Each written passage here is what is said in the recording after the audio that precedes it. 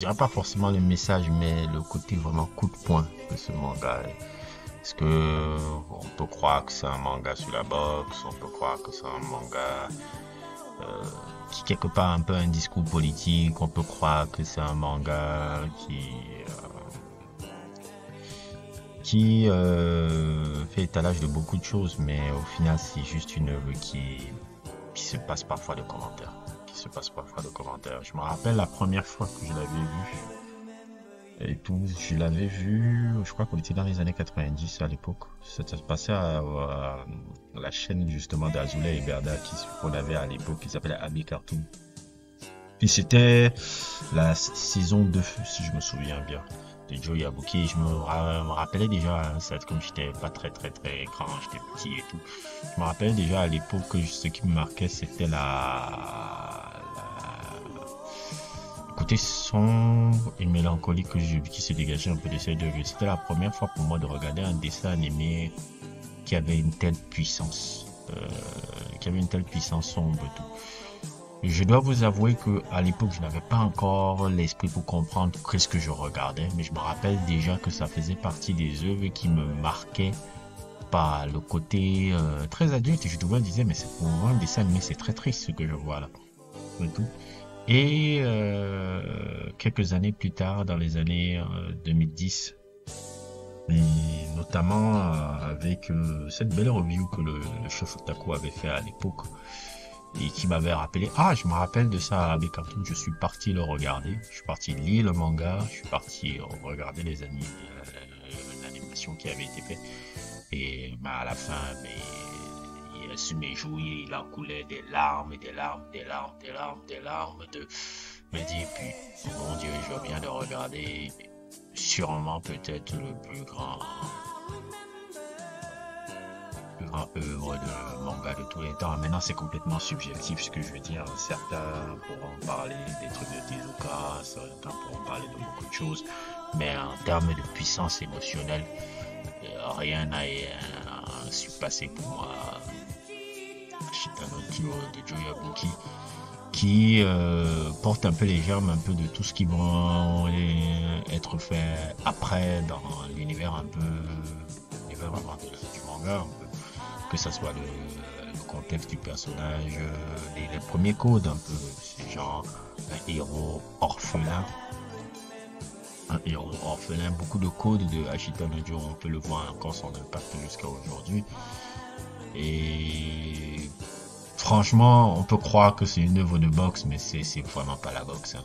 C'est pas la boxe. Et celui qui l'avait écrit, les créateurs, ils sont deux. Je sais que le créateur, celui qui a écrit, parce que c'est celui qui a écrit qui est souvent parfois le plus important. Iki Kajirawa et le deuxième dont j'oublie souvent le nom, le dessinateur dont je mettrai un peu le visage en post-production. Euh, Iki Kajirawa s'inspirait vraiment beaucoup de sa vie. Parce que lui, qui a été un jeune délinquant d'après-guerre, qui a vécu aussi dans une sorte de, comment dire, on va dire de pauvreté un peu, de moments insalubres et tout, et qui, par la passion de l'écriture, a pu un peu s'élever en société et tout. Et il y a beaucoup de choses personnelles. Quand tu regardes la vie personnelle de Ikika Jirawa, le monsieur qui apparaît là, tu vois que Joe Yabuki raconte son adolescence et sa jeunesse quand il avait 17 ans. Et aussi le contexte, parfois, qui est très politique d'après-guerre, de la jeunesse d'après-guerre un peu, qui se révolte un peu contre les Japonais, le Japon un peu, le Japon qui est le Japon d'après-guerre en fait. C'est vraiment ce qui se passe dans le discours. Bon, mais il faut un peu que je remette le contexte un peu de ça. Joga Yabuki, c'est l'histoire. Ashita no Joe, c'est l'histoire juste d'un orphelin, un délinquant qui grandit dans les bas-fonds un peu de Tokyo, je pense. Je sais pas quelle ville c'est exactement, et qui fait la rencontre d'un personnage un peu où il vit de larcin, de vol, de trucs. C'est vraiment un délinquant, quoi. Voyou de la pire espèce. Et il fait la rencontre d'un monsieur qui est un alcoolique, qui s'appelle Dempé. Cet alcoolique là va voir un jour comment il est très fort comment on appelle ça, en combat, puisqu'il a, je crois que si je me souviens bien, il avait secouru contre deux gars qui l'attaquaient et il voyait à quel point il avait un côté très bon bagarreur et tout. Et il dit, ah, je peux faire de ce mec là un champion du monde de boxe et tout. Et après senti une soi-disant amitié un peu où le personnage décide d'être pris sous son aile par ce Dempé qui va l'entraîner un peu sur la boxe. Et s'ensuit aussi une sorte de larcin où le personnage est il faut dire au début, Joe Yabuki est un personnage détestable. Il y a une situation qui l'amène, parce qu'il continue ses vols et autres et tout, il y a une situation qui l'amène à repartir en prison, où qui a un arc très long, un arc de prison là où Joe Yabuki est. Il fait la rencontre d'un autre gars aussi qui est en prison qui s'appelle Riki Ishii, qui est un peu le premier gars qui commence à admirer et qui lui donne l'envie de pouvoir vraiment faire la boxe, parce que Riki Ishii est un ancien boxeur qui avait été emprisonné aussi pour d'autres situations dont je me souviens plus exactement. Et de cette rivalité qui naît, s'ensuit un truc que Joe Yabuki commence à avoir un but dans sa vie, affronter Riki Ishii, devenir un boxeur, et etc. C'est un peu comme ça qu'on pourrait résumer un peu globalement un peu l'histoire un peu de Joe Yabuki, mais c'est tellement plus que ça.